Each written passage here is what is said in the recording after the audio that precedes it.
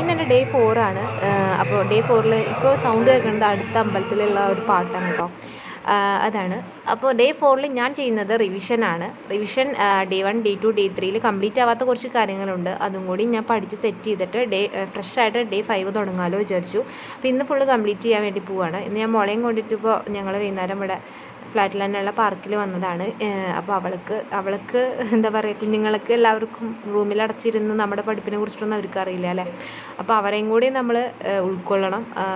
ഒപ്പം മറ്റെന്തിനേക്കാൾ ഇമ്പോർട്ടൻസ് നമുക്കും നമ്മുടെ കുഞ്ഞുങ്ങൾക്കും കൊടുക്കുക, അത്രേ പറയാനുള്ളൂ.